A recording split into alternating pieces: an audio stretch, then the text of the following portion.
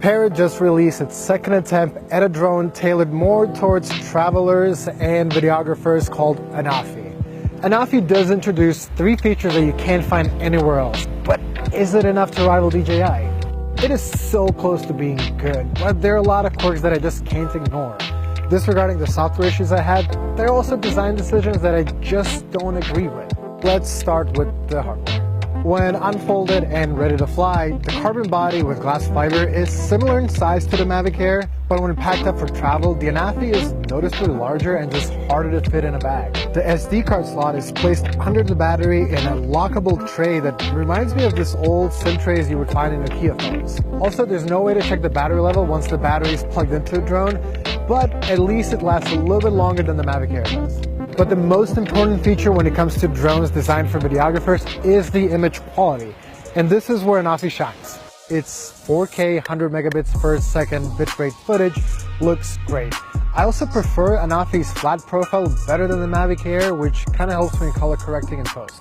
The ability to shoot HDR video is one of the 3 features that you can't find anywhere else on the drones in this price range. But I'm just not happy with how that footage looks. It's a little bit too noisy, a little over too saturated, and just looks unnatural. The Anafi's second standout feature is the ability to shoot upwards, so you can tilt the camera 180 degrees and shoot up towards the sky. And the last unique feature, also my favorite, is Anafi's ability to digitally zoom without losing quality. While filming in 4K, you can zoom up to 1.3 times, and if you're filming in 1080p, it goes up to 2.8. Even though I can do similar things in post-processing by shooting in 4K and down-resing to 1080p, I really like that feature because it kind of puts you in a mindset where you frame your shots differently, and nowadays, drone footage is becoming very repetitive and very recognizable. Being able to change your aesthetic without having to buy a, more expensive drone with interchangeable lenses is a welcoming change. Alright, let's go back to the things that I didn't like about this drone. When left in a hover mode, it was kind of drifting away from me, which is just mildly scary.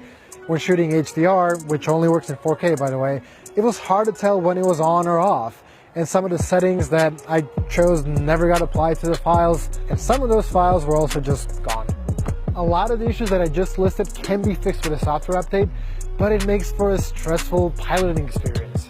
Honestly, I had high hopes for this drone, and I really want all these software issues to get sorted out because this drone has a lot of potential, and we do need another player in this space. Coupled with all the unique features, this drone is actually going to appeal to a lot of people, but considering it's only $100 less, is it worth taking that risk?